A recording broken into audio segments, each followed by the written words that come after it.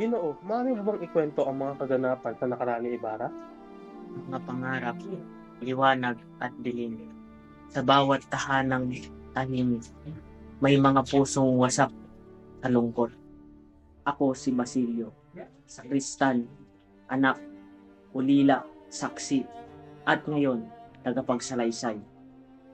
Ito ang kasaysayan ng San Diego, isang bayan sa ilalim ng mga anino, ng mga simbahan, ng pamahalaan, at ng kapangyarihang banyaga.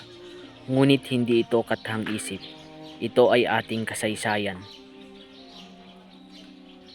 Bago ang gulo, bago ang dugo, nagsimula ang lahat sa isang piging.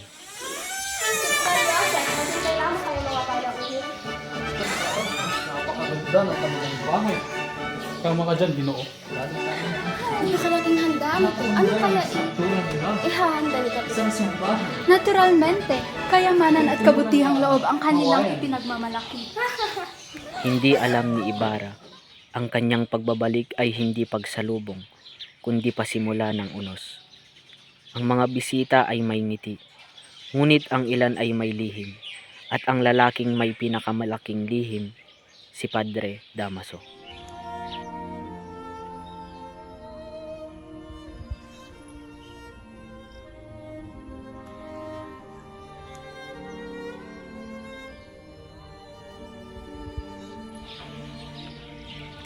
Bilang anak, si Ibarra ay may isang hangarin, ang dumalaw sa puntod ng kanyang ama. Ngunit sa bayan ng San Diego, kahit ang patay ay walang kapayapaan kung ikaw ay lumaban sa sistema. Ang mga labi ng aking ama ay nagpapaalala ng katarungan at sakripisyo na may maging inspirasyon ito para sa pagbabago ng bayan. Ginata, ang kayamanan ng iyong ama ay nagdulot ng inggit at poot. Ngunit ang kanyang kabutihan ay patuloy na mamamayani sa alaala ng San Diego. Ang alaala ng aking ama ay magiging gabay ko sa pagpapatayo ng paaralan at sa paglaban sa pangaat. Erehe, pilibustero, yan ang salitang sinaksak sa pangalan ni Don Rafael. Sa bayan kung saan ang kura ang batas, ang mabuti ay nagiging kasalanan. Clarita, narito na si Crisostom. Magandang umaga, mahal ko. Akala ko di ka na dadating. Tinggo kayo hindi makita ka bago bumalik sa San Diego. Bakit ka ba aalis? Kararating mo pa lang. Nais kong tuparin ang pangarap ng aking ama. Nagtatayo ko ng paaralan. Kung ganoon, mag-ingat ka. Hindi lahat ng meeting ay totoo. Alam ko, ngunit habang ako'y buhay pa, hindi kita pababayaan. Sige, patubayan ka nawa na may kapal. Sa pag-ibig ni Ibarra at Maria Clara, naroon ang liwanag. Ngunit ang liwanag, kapag nabulag sa katotohanan, ay maaari ring maging apoy.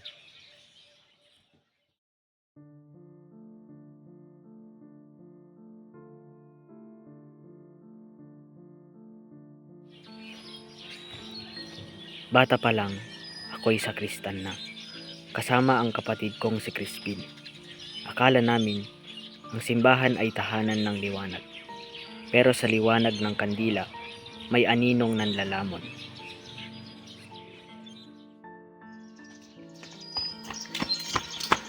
Crispin, sandali lang. Pahinga muna tayo. Natatakot ako. Baka hindi tayo makauwi. Bakit naman? Sabi kasi ng sakristan mayor, tinako ko ang 2 onsa ng ginto. Pero hindi totoo yun. Hindi mo kailangang bayaran ng kasalanan na hindi mo naman ginawa. Kayong dalawa! Hindi ka pwedeng umuwi hanggat hindi mo binabalik ang iyong ninakaw. Hindi ko ninakaw yun! Maawa po kayo! Walang dapat mang maawa sa magnanakaw.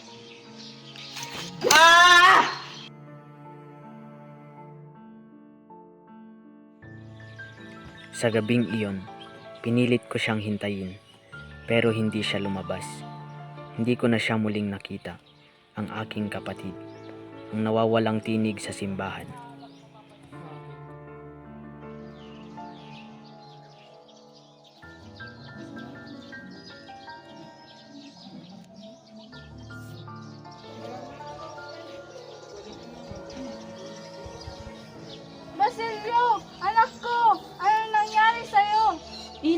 Si Crispin, naiwan sa kumbento. Pinipilit siyang pinagnakaw. Anak ko! Diyos ko! Hindi ito maaaring mangyari. Ayaw ko nang bumalik doon. Hindi ka na babalik bukas. Kakausapin ko ang kura. Si Inang ang naging ilaw ko. Sa kanyang puso, kami ang kanyang dasal. Ngunit sa mundong nilamon ng kapangyarihan, pati dasal ay tinatalikuran. Habang ako'y nagpapahinga mula sa sugat, si Inang ay nagpunta sa kumbento. Ang puso ng isang ina ay hindi tumitigil sa paghahanap, kahit pa ang mundo'y tila nagbibingi-bingihan.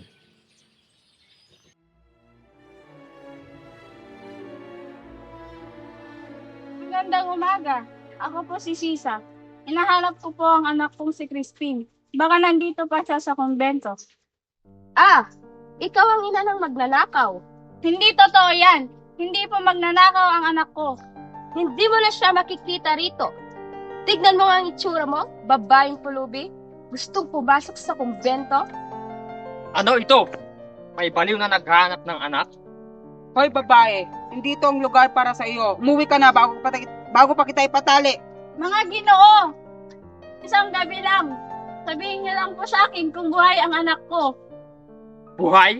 Baka nasa impyerno na. Basilio! Crispin! Saan kayo?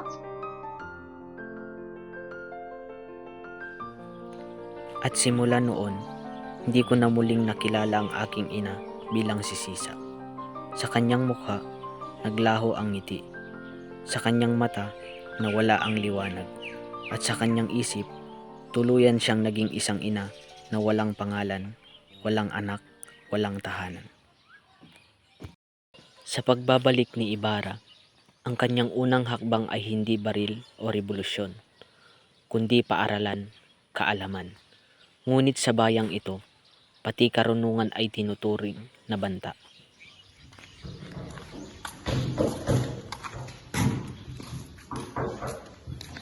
Senyor Ibarra, magandang araw. Ang ating trabador ay abala.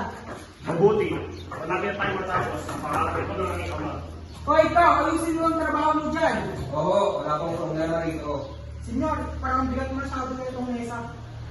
Ibarra, lumayo ka dyan. Hindi ligtas sa'yo kinatatayuan. Hindi, sandali lang, kailangan ko itong iyakin. Gusto, may nahulog. Patay ang taong dilaw. Diyos ko, patay siya. Hindi natin alam kung aksidente o sadya.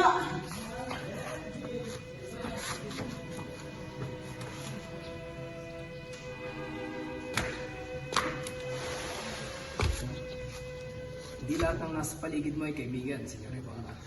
Anong ibig mong sabihin? May nagtatangkang sumira ng iyong mga pangarap, kasama ka. Isang buhay ang nawala, pero hindi ang tunay na punteriya. Sa mundo ng pagbabago, may mga taong hindi natutuwa. Ang paaralan ni Ibarra ay naging simula ng kanyang pagbagsak.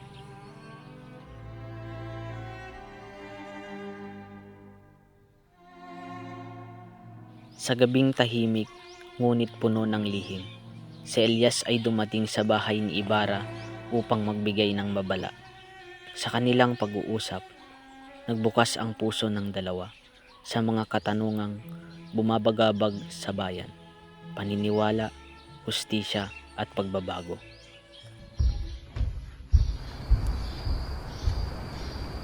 Senyor Ibarra, maraming nagbabalak na sa iyo.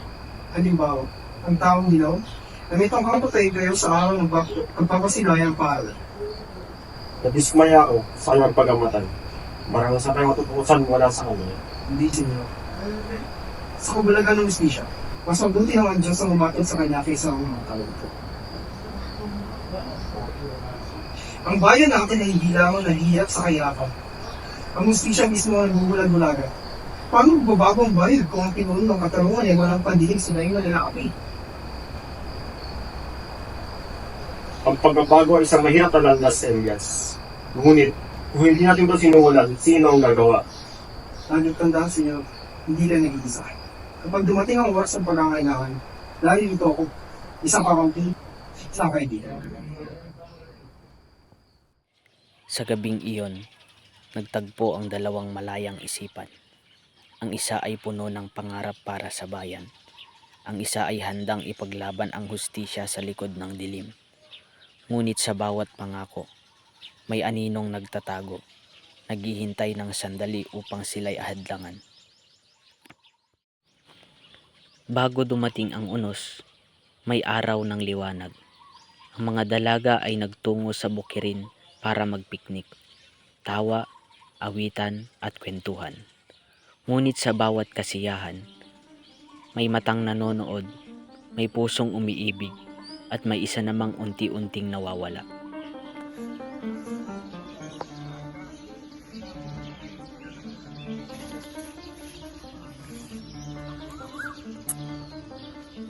Apakaliwanag ng mukha mo, Maria Clara.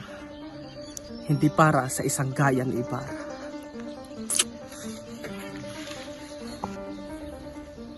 Crispin! Basilio! Narinig ko ang tawag nila! Bakit siya nandito? Dapat ikinulong siya.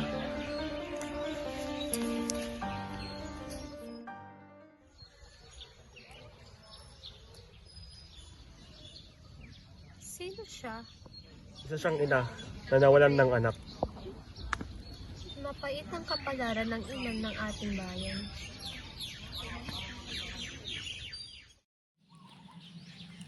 Ang araw ng piknik ay tila alaala ng panaginip. Magaan, maganda, ngunit may halong lungkot. At sa bawat ngiti, may mga matang naninibugho. Si Sisay unti-unti nang nilalamon ng dilim. At si Padre Salve, lalo pang nalugmok sa kanyang damdaming di niya kayang pigilan. Ang piging ay dapat sana'y pagdiriwang para sa tagumpay ng paaralan ni Ibarra. Ngunit sa lipunan ng kolonyal na Pilipinas, ang tagumpay ng isang Indio ay isang kasalanan sa mata ng makapangyarihan.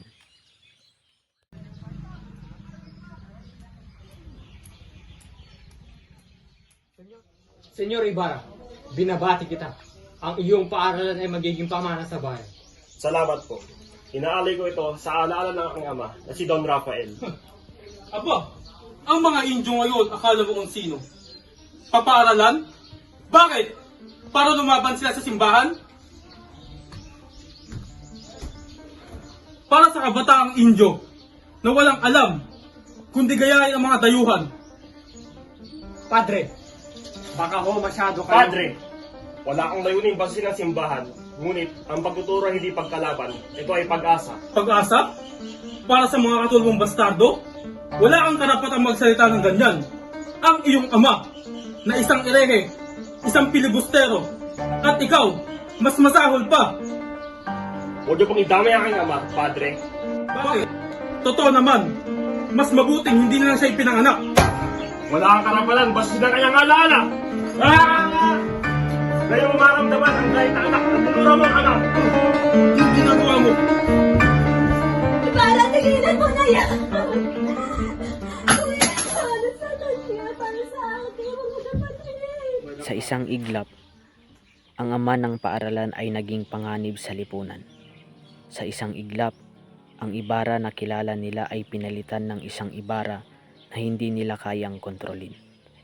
At para sa mga makapangyarihan, ang hindi nila kayang kontrolin ay kailangang sirain. Dumating ang mag-asawang De Espadaña sa tahanan ni Kapitan Tiago. Dala ang pagmamalaki ng kanilang dugong Kastila. Sa kanilang tabi ay si Linares, ang binatang isinugo upang baguhin ang kapalaran ni Maria Clara at ng bayan.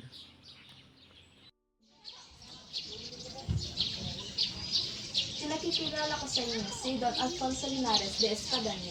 Isa siyang kamag-anak ni Padre Dante. Isa siyang tunay na ginang sa Espanya. Isang malaking karangalan ang iyong pagbisita. Sa tingin ko, kailangan lamang ng panalangin ng dalaga. Huwag kang ganyan, Tiburcio. Ikaw ang pinakamagaling na doktor. Magtiwala ka, Kapitan Tiago. Gagaling ang iyong anak. Padre, ako po ay naparito upang hanapin ang aking kapalaran. May dala po akong liham mula sa aking mga kamag-anak.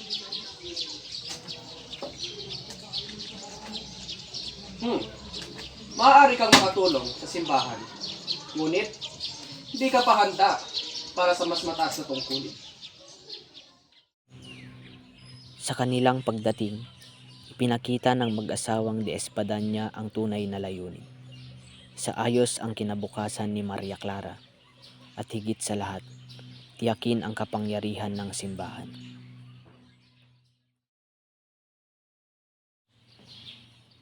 Habang si Maria ay patuloy na hinuhubog ng mga plano ng iba, ang bayan ay unti-unting nilalamon ng balak at lihim. Sa likod ng mga ngiti ng mga makapangyarihan, may banta sa isang inosenteng pag-ibig. Maria, anak ko, hindi ka pwedeng mamatay. Hindi ko hahayaang mawala ka.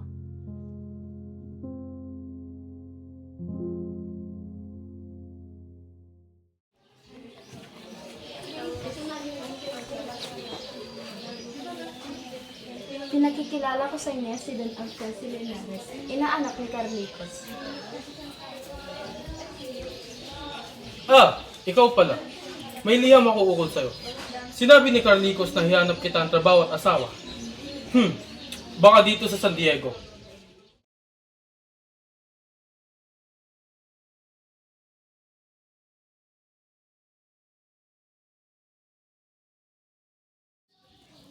Padre!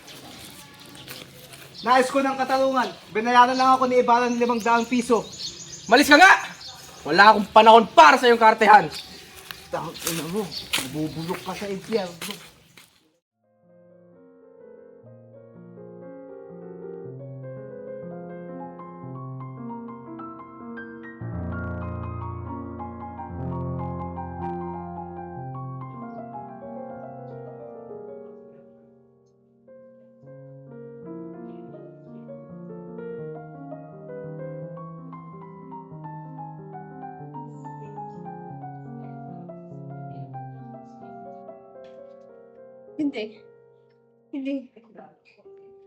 Hindi maaari malaman ni Ibarra ang katotohanan.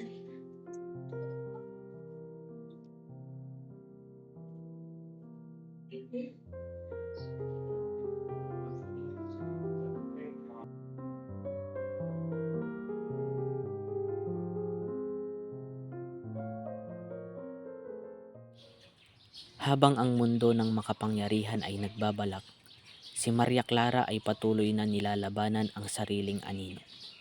Ang bawat lihim ay tila mga punyal na sumusugat sa isang inosenteng pag-ibig, at ang kapalaran ni Ibarra ay nalalapit sa isang bangin. Sa sugalan, ang ingay at sigawan ay tila musika sa mga nawalan ng pag-asa. Ang mga bisyo ay hindi lamang paglilibang, kundi pahinga sa mapait na buhay. Ngunit sa ilalim ng bawat pustahan, may mga balak na mas malalim. Mga balak na magbabago sa kasaysayan ng bayan. Bruno, sinabi ko naman sa iyo, dapat hindi tayo tumaya ng malaki. Ngayon, wala na tayong pera. Akala ko kasi mananalo tayo. Anong gagawin na natin ngayon? Mga binata, mukhang kailangan nyo ng pera. May paraan ako para makabawi kayo. Anong paraan? Hindi kami interesado sa panloloko. Hindi ito panloloko. May plano si Don Crisostomo Ibarra na atakiin ang isang kwartel ng mga Guardia Civil. Kung sasama kayo, bibigyan ko kayo ng pera para makapusta ulit. At saka, may ipagiganti nyo din ang pagkamatay ng inyong ama. Ang aming ama? Anong kinalaman niya rito? Hindi ba't namatay siya dahil sa kalupitan ng mga Guardia Civil? Ito na ang pagkakataon para may ipagiganti nyo siya. Tansilo, tama ka. Kung pupusta tayo sa lasak ni Kapitan Tiago, siguradong mananalo iyon. Sa ingay ng sugalan, naipanganak ang isang balak. Isang balak na gagamitin ang galit ng magkapatid upang magsimula ng pag-aalsa. Ngunit sa likod ng pangako ng hustisya, may mga pusong puno ng kasinungalingan. Sa bahay ni Kapitan Tiago, ang mga lihim ay unti-unting nalalantad. Ang malupit na katotohanan tungkol sa kapalaran ni Maria Clara ay nagpabago sa takbo ng kwento. Isang kwento ng pag-ibig, politika at pag-aalsa. Linares, hamunin mo ang Alpares ng Sabio Barit. Kung hindi mo gagawin, malalaman nila ang tunay mong pagkatao. Huwag kayong mag-ingay. Doña Victorina, hindi kailangan malaman ng iba ang tungkol dito. Ano? Sige na, Linares? Sila, maaari ko bang makausap ng pribado si Maria Clara? May nais akong linawin sa kanya.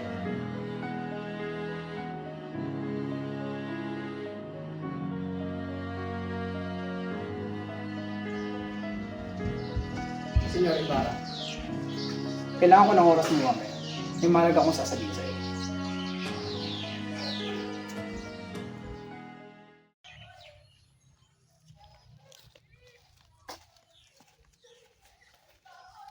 Maraming salamat, Senyor Ibarra. Maraming pagbabago ang kailangan mangyari sa simbahan at sa hostisya. At kailangan din natin bawasan ng mga otoridad at kapangyarihan ng mga guardia civil. Ang pagbabago ay hindi madali. Ngunit, kung hindi natin ito ginawa, sino ang gagawa?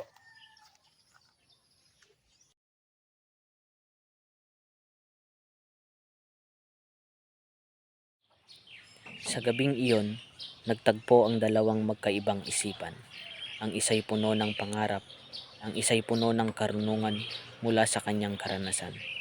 Ngunit pareho silang naglalaban para sa kalayaan, sa kanilang sariling paraan. Sa malalim na gabi, ang mga plano ay hinubog. Mga plano ng pag-aalsa na puno ng galit at pagkukunyari. Ngunit ang bawat balak ay may aninong nagmamasid. Huwag niyong kakalimutan ang sigaw natin bukas. Viva Don Crisostomo! Magkita tayo sa gabi at doon niyo makukuha ang ating mga almas. Anong ginagawa niyo dito? Ako? Maglalaro sana ng baraha sa mga patay. Ikaw? Parehas tayo. Ngunit hindi lalabas ang espiritu kung parehas tayong buhay. Hoy! Sa sementeryong iyon, ang mga patay ay naging saksi sa mga baraha ng buhay.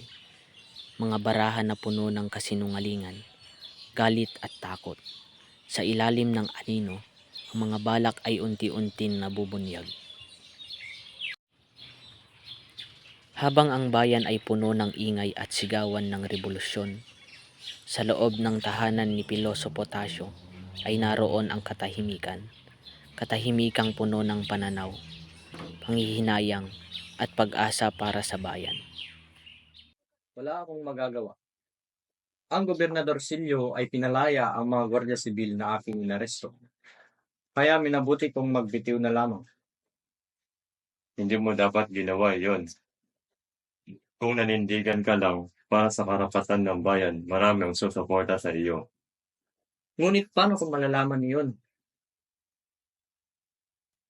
Ang bayan ay nagbabago.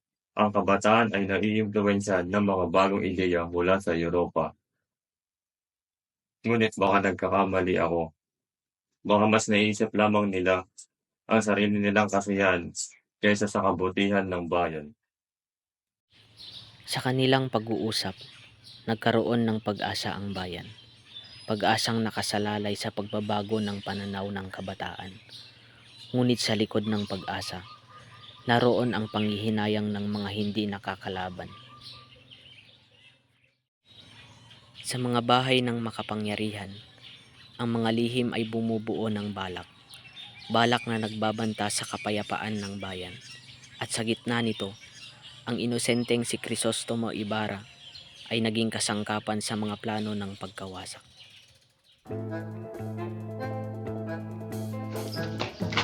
Alper! May plano silang salakayin kayo bukas. Kailangan ninyong kumilos. Maghanda tayo. Uhulihin natin sila.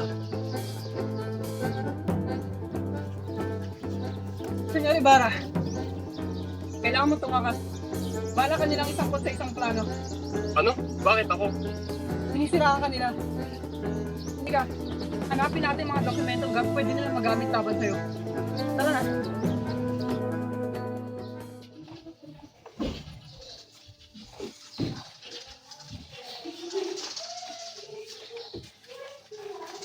Sino si Lloyd Ibarra? Siya ang aking lolo. Siya ang magsira sa aking pamilya. Siya ang nagsampa ng maling kaso laban sa aking lolo. Pero hindi kita masisisi para sa kasalanan ng buhay niya.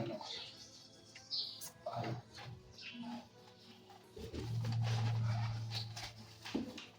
Ang sakuna ay dumating sa gitna ng gabi. Ang kapayapaan ng bayan ay naglaho, na pinalitan ng ingay ng putok at sigaw ng kalayaan. Ngunit ang kalayaan ay hindi libre. Ito'y may kapalit na dugo.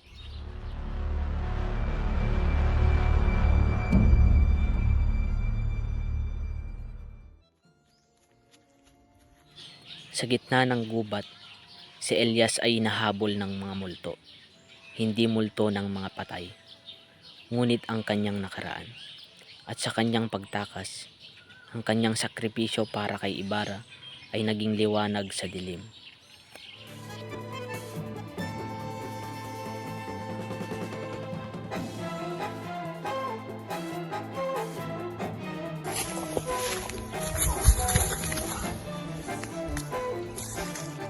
Hindi ko sila matakasan.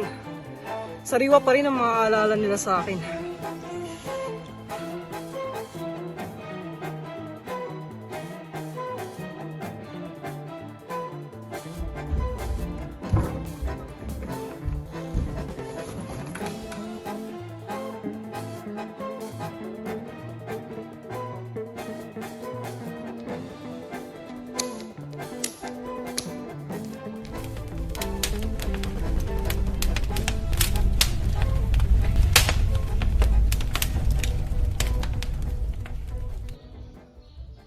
Nasa kamay niya na ang kanyang kapalaran.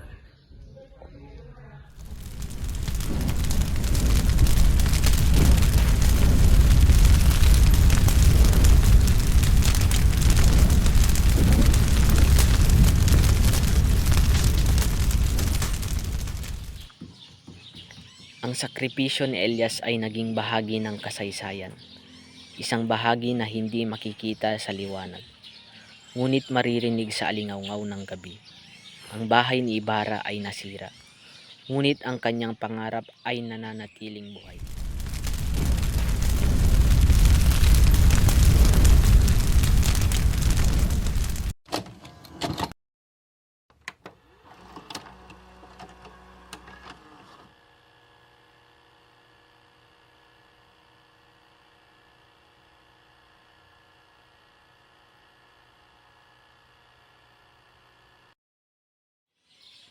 Matapos ang kaguluhan ng nakaraang gabi, ang bayan ng San Diego ay nababalot ng haka-haka, mga bulong-bulungan na nagiging liwanag sa madilim na balak. Diyos ko po!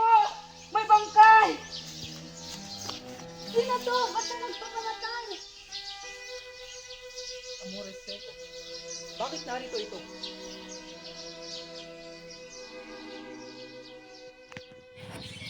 Sa mga bulong-bulungan ng bayan, unti-unting nabubunyag ang mga koneksyon. Ngunit ang lihim na kaguluhan ay nananatiling nakatago sa dilim. Sa harap ng hukuman, ang mga natalo ay nagbigay ng kanilang huling panata.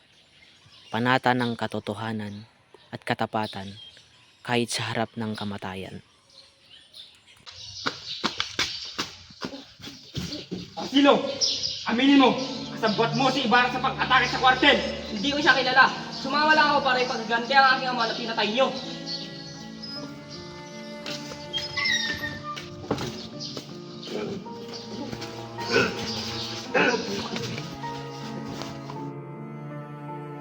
Magsalita ka! Sino ang mga kasama mo? Hindi ako magtataksil. Ito ang huling pagkakataon mo. Magsalita ka. Mas mabuti pang mamatay kaysa magtaksil.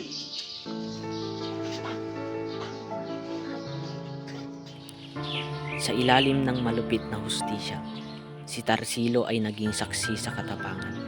Katapangan na hindi matitinag ng takot o sakit. Habang nagdadalamhati ang bayan, ang galit ay tila alingawngaw. Alingawngaw na tumutupok sa inosenteng si Ibarra.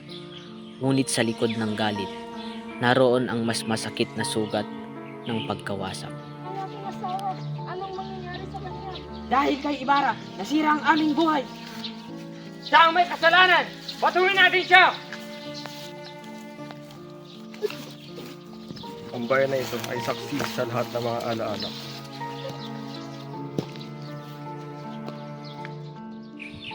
Sa galit ng bayan, si Ibarra ay natutong sumuko.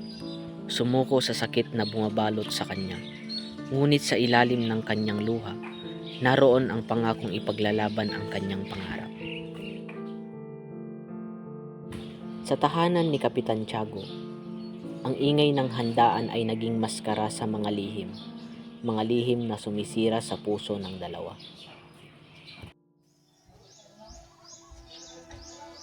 Ibarra? Ako nga, narito ako upang tuparin ang aking pangako. Ngunit, tila tayo nabigo sa sumpahan. Patawarin mo ako, Crisostomo, sapagkat ang kinikilala kong ama na si Kapitan Tiago ay hindi ko tunay na ama. Doon ko natugtasan sa lihim na ito na si Padre Damaso ang aking tunay ng ama. Kailangan ko ng katibayan, Maria. Ngunit, paano mo ito nabibigkas ng walang pagdurusa? Hindi na maaari kita pakasalan, Crisostomo, sapagkat ang lihim na ito ay mababagsak sa dangal ng ating pamilya. Maria, kung ito man ang ating kapalaran, hayaan mo akong patawarin ka at ipapangako kong patuloy kitang iingatan. Kung ganon, paalam na, Crisostomo. Ang pag-ibig ay hindi natatapos sa yakap ng dalawa. Natapos ito sa pangako. Pangakong magbibigay ng liwanag sa gitna ng kanilang dilim. Sa ilalim ng liwanag ng buwan, sina Elias at Ibarra ay nagtipon sa pampang ng ilog. Sa kanilang usapan, naihayag ang kanilang pangarap. Pangarap na napuno ng sakripisyo para sa kalayaan. Senyor Ibarra, kailangan mo nang lumisan ng bansa. Kinuha ko ng iyong mga kayamanan galing sa nasunog ng tahanan. Sumama ka na rin sa akin, Elias. Bakit mong pinipiling magdusa kasama ang bayan? Nandito ang lugar ko, Senyor Ibarra. Kasama ng mga paghihirap. Iniisip mo bang wala akong lakas na loob upang manatili? Kung gayon, naging tunay akong rebelde at lalaban para sa bayan. Huwag ka magpadalos-dalos, Senyor Ibarra. Ang ganitong landas magdadala lamang ng mas maraming pagdurusa para sa mga isa.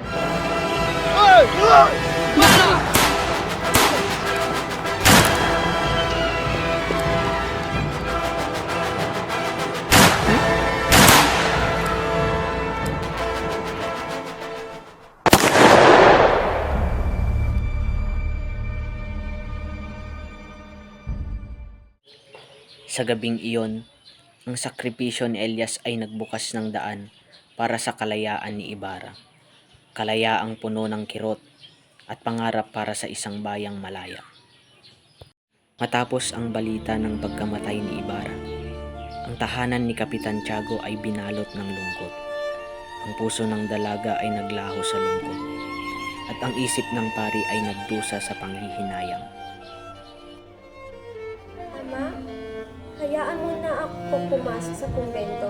O, hayaan mo na ako mamatay. Anak, patawarin mo ako. Hindi ko ginusto ang iyong kalungkutan. Tinutulan ko lang ang iyong pagkasal dahil mas magiging mahirap ang buhay niyo bilang mag-asawa. Kung papakasalan mo si Linares, mas magiging ginhawa ang iyong kinabukasan. Ama, hindi mo mababago ang aking pasya.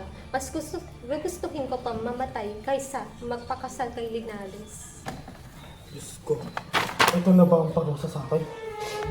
Kung ayan ang iyong pasya, sige, papayagan kita pumunta sa iyong kumpento.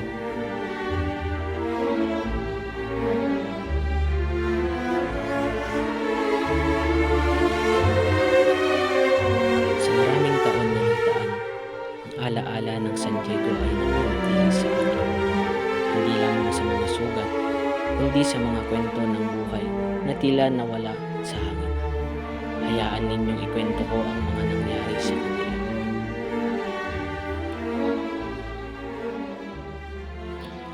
Si Maria Clara, ang kabiyak ng puso ni Crisostomo Ibarra, ay pumasok sa kumbento. Pinili niyang takasan ang sakit ng kanyang pagkamatay sa pamamagitan ng debosyon. Ngunit balita ang kumalat. Isang gabing maulan ay may nakita raw na figura ng babae. Umiiyak sa bubong ng kumbento. Kinabukasan, ang Madre Superiora ay tumanggi sa anumang investigasyon. tinago ang katotohanan sa ngalan ng relihiyon. Matapos ang desisyon ni Maria Clara, si Padre Damaso ay iniwan ang San Diego at nagtungo sa Maynila. Kalaunan, siya ay inilipat sa isang malayong probinsya. Ngunit ang kanyang konsensya ay hindi siya nilubayan. Namatay siya sa kanyang kama, lugmok sa depresyon at stress, na para bang parusa sa kanyang nagawang kasalanan. Si Kapitan Tiago, isang dating respetadong tao, ay tuluyang nalugmok sa kanyang kalungkutan. Ang pagkawala ni Maria Clara sa kanyang buhay ay nagtulak sa kanya sa pagiging adik sa opyo, pagsusugal at sabong. Iniwasan siya ng lipunan at pinilaya siya ni Tia Isabel sa kanilang bahay. Nawalan siya ng lahat maliban sa kanyang bisyo. Ang mag-asawang ito, ang kanilang kwento ay nananatiling puno ng katatawanan at kahihiyan. Si Doña Victorina ay lalong naging mapagmataas tungkol sa kanyang pagka-Espanyol, samantalang si Don Tiburcio ay tuluyang napilitang huminto sa pagpraktis ng medisina. Siya'y itinakwil ni Victorina ang kanilang relasyon, isang simbolo ng kabalintuanan ng lipunan. Si Linares, ang lalaking inakala nilang magdadala ng pag-asa para kay Maria Clara, ay namatay sa disenterya, isang trahedyang nagpapakita ng kawalan ng direksyon sa kanyang buhay. Ang Alferez ay bumalik sa Espanya matapos mapromote bilang mayor.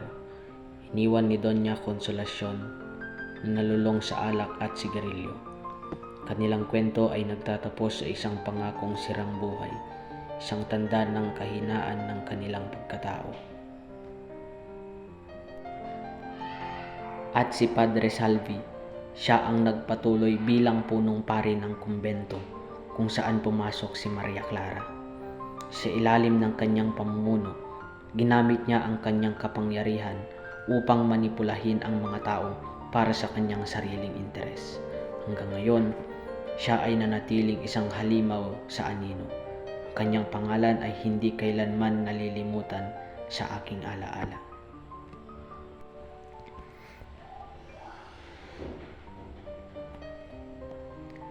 Ang kanilang mga kwento ay bahagi ng bayan. Ang sakit, ang pangarap, at ang sakripisyo. Ngunit sa kanilang mga luha, naroon ang binhi ng pagbabago. Ako, si Basilio, ay narito upang ipagpatuloy ang pangarap ni Elias. Ang hinaharap ay para sa mga susunod na henerasyon, sa mga handang lumaban para sa liwanag.